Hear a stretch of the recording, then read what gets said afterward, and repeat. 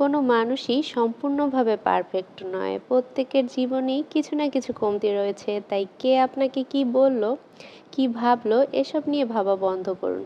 কারণ মানুষের কথায় বেশি পাত্তা দিলে মানুষ আরও বেশি কথা শোনানোর সুযোগ পায়। আপনি জানেন আপনি ঠিক কেমন, তাহলে কেন অযথা মানুষের কথা নিয়ে পড়ে থাকবেন? আসসালামু আলাইকুম, কেমন আছেন সবাই? আলহামদুলিল্লাহ আমি ভালো আছি। এটা ছিল সকালের নাস্তা, চাপটি, সাথে ছিল পেঁপে ভাজি আর ছিল ডিম ভাজি।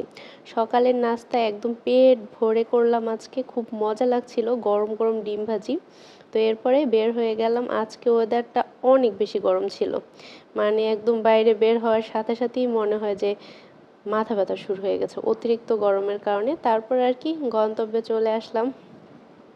তারপরে এই যে কাজটা শুরু করলাম। তারপরে এটা ছিল লাঞ্চ। আজকে ছিল ঢেঁড়স ভাজি, কলমি শাক ভাজি আর ছিল ইলিশ মাছ।